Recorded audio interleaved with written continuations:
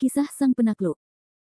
Lanjut lagi, jangan lupa like, komen dan share cerita ini ke media sosial yang sahabat punya. Terima kasih. Bab 581-582.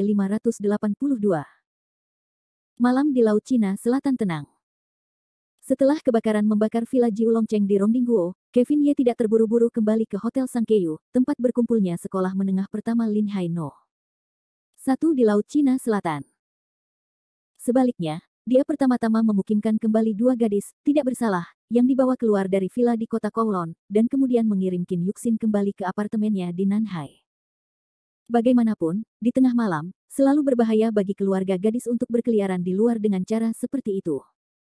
Tidak ada taksi, hanya berjalan kaki. Di tengah angin dingin, Qin Yuxin mengulurkan tangannya dengan malu-malu, menutupi bahunya yang harum. Untungnya, hanya ada sedikit orang di jalan ini, kalau tidak, Qin Yuxin benar-benar malu. Seorang pria dan seorang wanita, keduanya berjalan sepanjang jalan sampai ke apartemen semi baru di depannya. Kevin Ye, aku di sini, ini rumahku. Qin Yuxin berbicara dan menundukkan kepalanya, hari ini, terima kasih. Kevin Ye berkata sambil tersenyum, tidak apa-apa. Kamu harus percaya bahwa ada banyak orang baik di dunia ini. Aku pikir siapapun yang menghadapi masalah hari ini akan bersikap gegabah. Ya. Qin Yuxin tidak tahu harus berkata apa kepada Kevin Ye, jadi dia menundukkan kepalanya dan mengucapkan kata-kata yang baik, tetapi dia tidak berbalik dan naik ke atas. Sebaliknya, dia berdiri di seberang Kevin Ye. Dia tampak ingin berbicara tetapi berhenti. Naiklah, jangan berdiri di bawah. Kamu hanya mudah masuk angin jika kamu meniup angin dingin sekarang. Akhirnya, Kevin Ye memimpin untuk memecah kesunyian di bawah lampu jalan yang redup. Qin Yuxin tiba-tiba mengangkat kepalanya, sepasang mata yang bingung dalam secercah harapan. Kevin Ye, semuanya ada di bawah, tidakkah kamu naik dan duduk di atas? Kevin Ye terkekeh, tidak baik membangunkan paman dan bibimu. Aku tinggal sendiri, ini apartemen bujangan. Qin Yuxin meraih roknya dan menjelaskan dengan cepat. Rumah Qin Yuxin terletak di lantai 4, yang merupakan apartemen tunggal yang sebenarnya. Meskipun Qin Yuxin tinggal di apartemen dengan luas 50-60 meter persegi, itu adalah bangunan bertingkat tinggi dupleks, yang disebut loteng dalam istilah yang paling populer. Seluruh apartemen terbuat dari kaca dan transparan. Di lantai bawah terdapat dapur besar, tetapi itu bukan ruangan kecil. Qin Yuxin menuntun Kevin Ye ke apartemennya, teh atau kopi. Kevin Ye berkata sambil tersenyum, air matang lebih baik. Qin Yuxin tertegun dan bergegas ke dapur dan menuangkan secangkir air matang untuk Kevin Ye. Kevin Ye memegang secangkir air, melihat sekeliling dan berkata sambil tersenyum, aku tidak menyangka apartemen tunggalmu sangat hangat.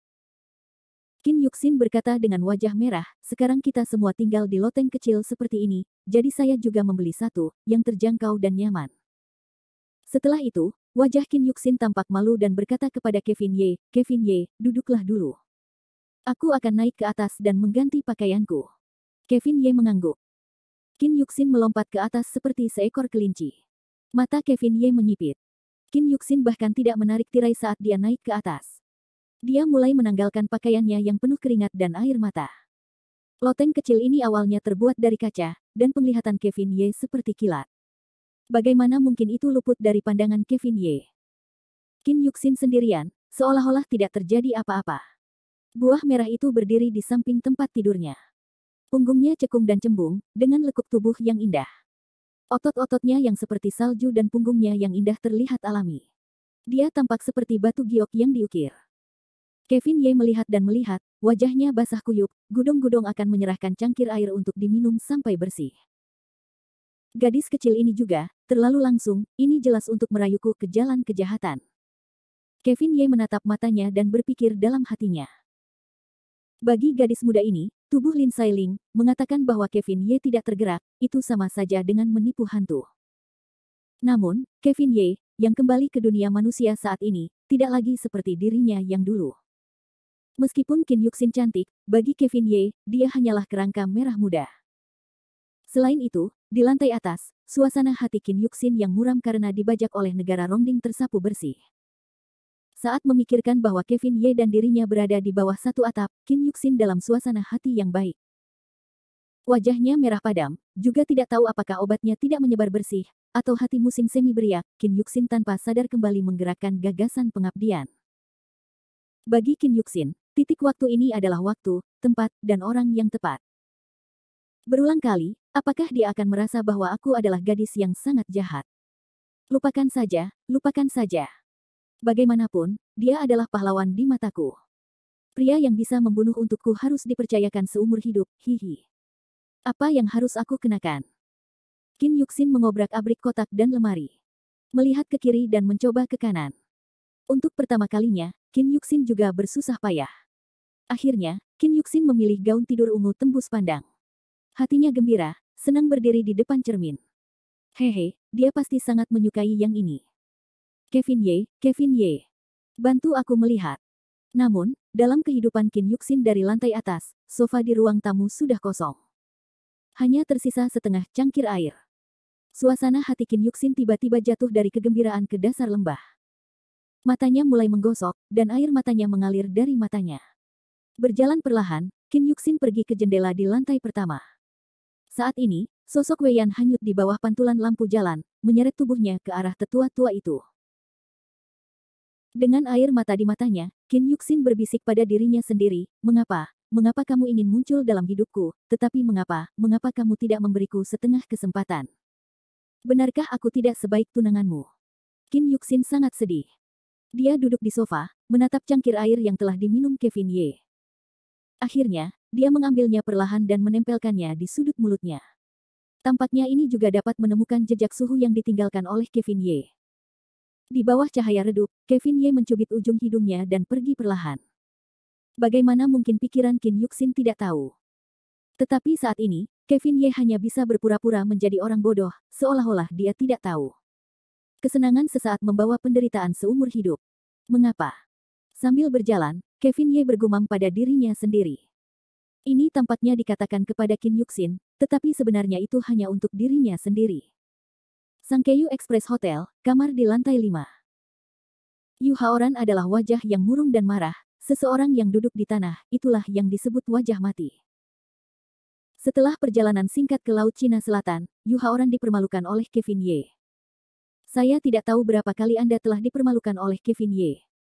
Hari ini, di pantai, di depan begitu banyak siswa, dia memanggilnya kakek Kevin Ye. Pada saat ini, paru-paru Yu Haoran meledak dan area bayangan psikologisnya membesar tanpa batas. Sialan Kevin Ye, dia mempermalukanku di depan umum. Aku tidak bisa berbicara. Aku tidak akan merasa nyaman dalam hidupku, Setelah duduk diam untuk waktu yang lama, Yu Haoran tampaknya menjadi gila. Dia meraih kasurnya dan mulai menggigitnya, Kevin Ye, aku akan membunuhmu, aku akan membunuh cucumu. Saat ini, Fang Minli menatap Yu Haoran, penuh dengan kehilangan dan kesedihan. Tidak berlebihan untuk mengatakan bahwa kita membenci besi karena tidak membuat baja. Haoran, jangan lakukan ini. Tolong, jangan lakukan ini. Yu Haoran menoleh dan menatap Fang Minli dengan tatapan tajam, dasar jalang, minggirlah. Hari ini, saat kau melihat sampah Kevin Ye, matamu lurus. Kau bilang, apakah kau juga menyukainya, apakah kau ingin mengkhianatiku? Saat berbicara, Yu Haoran benar-benar menangis, itu terlihat seperti anak kecil yang sedih, sayang, tolong, jangan pergi, jangan tinggalkan aku, oke, aku hanya tinggal bersamamu sekarang. Fang Minli tidak bisa menahan perasaan lembut saat melihat Yu Haoran seperti ini. Bagaimanapun, dia adalah pria pertamanya. Meskipun Yu Haoran telah dimarahi dan dipukuli oleh semua orang, Fang Minli masih memiliki kelembutan di hatinya dan tidak ingin menyerah. Memeluk Yu Haoran dengan erat, Fang Minli berkata dengan lembut, Haoran, jangan menangis, jangan menangis. Aku tidak akan meninggalkanmu, aku tidak akan mengkhianatimu saat ini. Terdengar suara tidak sabar dari dalam kamar, menangislah, kentutlah, kamu harus menangis demi Laozi, jangan ganggu tidurku di sini. Pemilik suara ini bukanlah orang lain, melainkan Qian Zong. Sejak Qian Zong dan Yu Haoran putus, mereka menjadi orang asing. Bahkan Yu Haoran sedikit takut pada Qian Zong. Qian Zong, bagaimana bisa kau melakukan ini? Bahkan jika kita tidak bisa menjadi teman baik lagi, kita dulu. Lagi pula, aku buta saat itu, jadi aku mengenali kalian sebagai teman. Fang Minli, dasar jalang, jangan dekat-dekat denganku. Aku tidak akan memakanmu sekarang. Qian Zong berkata bahwa Fang Minli dan Yu Haoran tidak bisa berkata-kata. Kemudian, Qianzong melompat dari tempat tidur, menyalakan sebatang rokok, dan menatap Fang Minli dan Yu Haoran dengan galak. Baiklah, baiklah, kalian tidak pergi, kan? Aku tidak ingin tinggal satu kamar dengan orang sepertimu. Menjijikkan sekali. Kemudian Qianzong membanting pintu dan keluar dari kamar. Melihat punggung Qianzong, kemarahan Yu Haoran bukannya mereda, malah semakin bertambah. Bayangkan Qianzong seperti anjing pesek. Dia semakin jarang menggonggong, tetapi sekarang dia telah menjadi singa yang haus darah. Aku tidak ingin kau menjadi pengkhianat hari ini, karena aku tidak ingin kau menjadi pengkhianat seperti itu. Yu Haoran meraung marah, matanya merah, dia tampak mengerikan, dan dia telah kehilangan akal sehatnya sepenuhnya. Aku ingin balas dendam, aku ingin balas dendam. Yu Haoran tidak begitu baik, Kevin Ye, jangan mencoba menjadi lebih baik. Meskipun tergerak oleh ide balas dendam, tetapi Yu Haoran selanjutnya tiba-tiba tampak bingung, tidak tahu mengapa, apa yang harus aku lakukan, apa yang harus aku lakukan selanjutnya. Setelah itu, Yu Haoran memeluk Fang Minli dan berkata, sayang, kau akan membantuku, bukan? Kau akan membantuku membalas dendam Kevin Ye, kan? Sayang, aku akan mendengarkanmu, kau katakan apa yang harus kita lakukan selanjutnya. Saat ini, Yu Haoran benar-benar bingung karena amarah, bahkan kemampuan berpikir paling dasar pun tidak. Kalimat Qianzong dan penghinaan di pantai telah menjadi pukulan terakhir yang menghancurkan Yu Haoran. Dia menatap Fang Minli dengan samar. Sekarang Yu Haoran hanya bisa menunggu Fang Minli untuk membimbingnya. Namun, Yu Haoran tidak tahu bahwa kepintaran Fang Minli telah membawanya ke tragedi terbesar dalam hidupnya. Bab 582. Malam di Laut Cina Selatan, angin kencang terasa dingin. Di luar Hotel Sangkeu, dua sosok menyelinap ke rerumputan di luar. Yu Haoran mendongak ke Hotel Sangkeu, yang tingginya lebih dari 10 meter, lalu menatap jendela di lantai 4. Menoleh, Yu Haoran merasa sedikit hampa di hatinya dan berkata kepada Fang Minli, sayang, apakah kamu benar-benar ingin melakukan ini? Keempat lantai ini sangat tinggi. Fang Minli mengangkat bahu, jika tidak, tidak ada cara lain. Tidak bisakah kita merayu Lin Sailing itu keluar? Yu Haoran menyarankan dengan suara rendah. Fang Minli memutar matanya dan berkata, Lin Sailing memang seorang gadis, tetapi dia tidak bodoh. Sekarang hanya ada kita berdua yang tersisa di kelompok SMP No. 1. Kita tidak punya orang lain untuk digunakan. Tidak peduli siapa yang akan kita temui malam ini, dia tidak akan keluar, oke. Sialan, kalau saja obat Qianzong masih ada di sana. Aku tidak butuh masalah seperti itu. Mulut Yu Haoran mengumpat.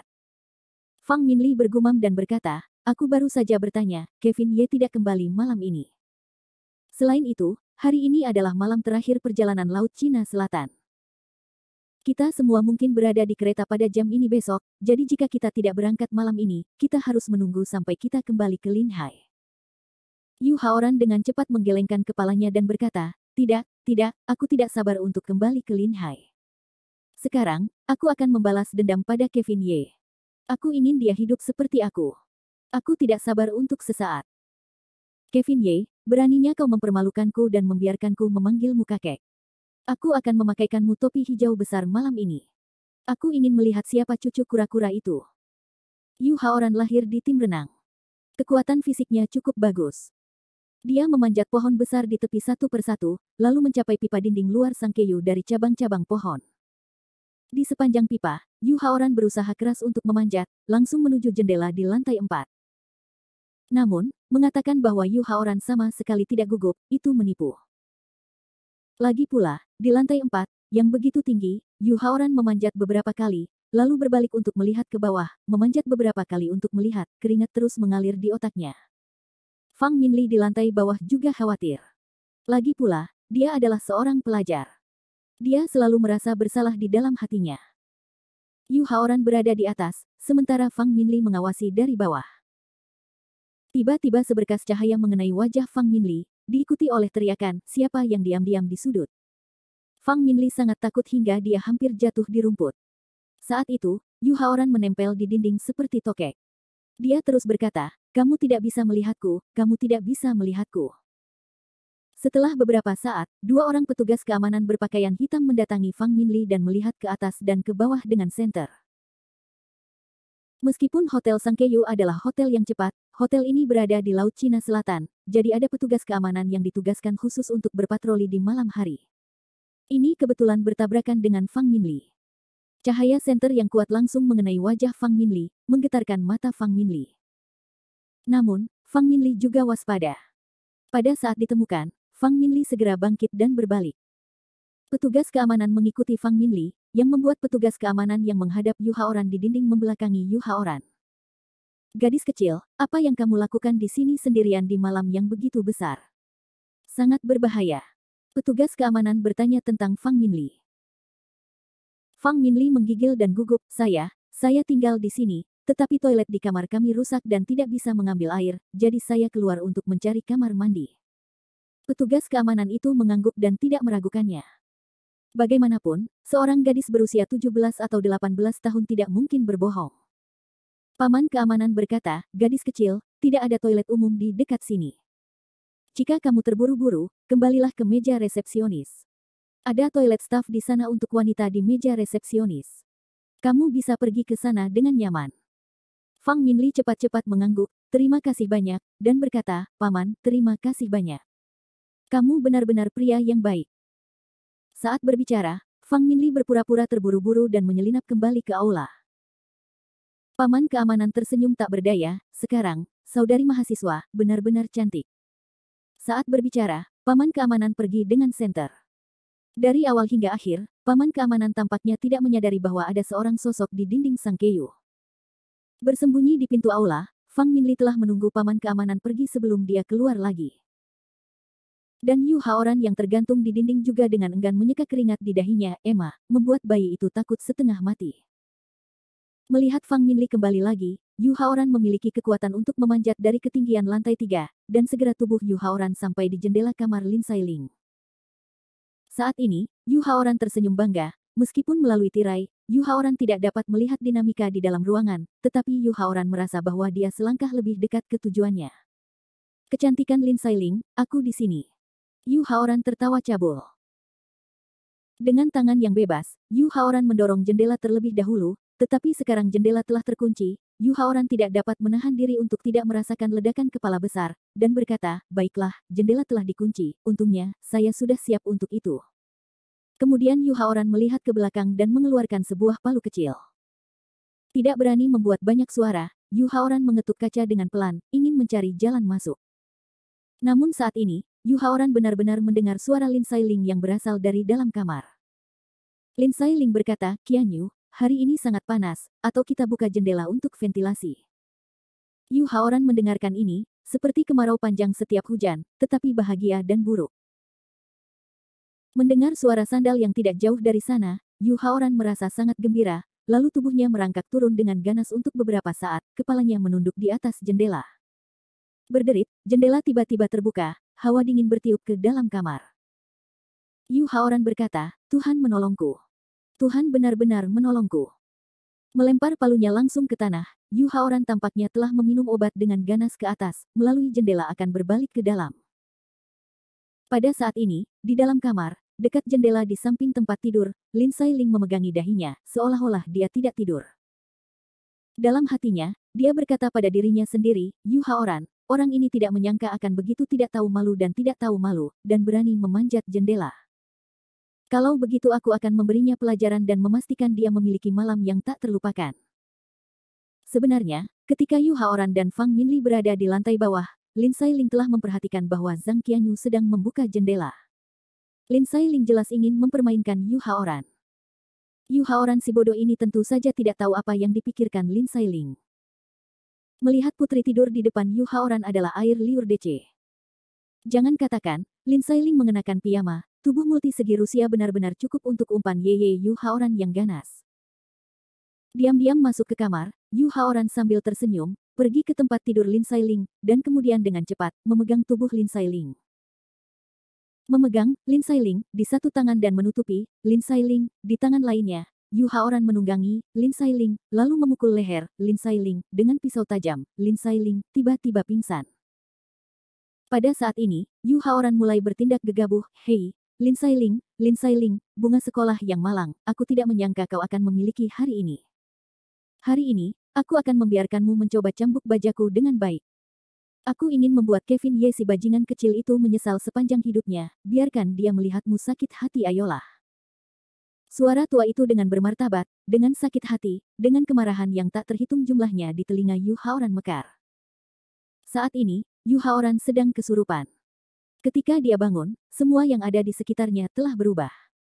Kamar gelap itu berubah menjadi aula hotel yang terang benderang. Tempat tidur kecil standar yang asli telah menjadi ubin lantai yang dingin.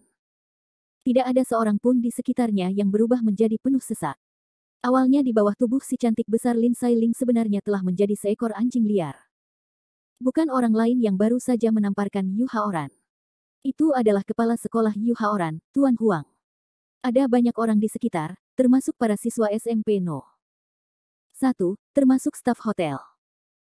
Yu Haoran, seluruh orang itu konyol, bagaimana ini bisa terjadi? Lin Sailing, bagaimana bisa menjadi seekor anjing? Saat ini, Yu Haoran telah benar-benar bingung, memperhatikan para siswa di sekitarnya dan staf layanan hotel yang terus-menerus menunjuk, wajahnya meneteskan keringat.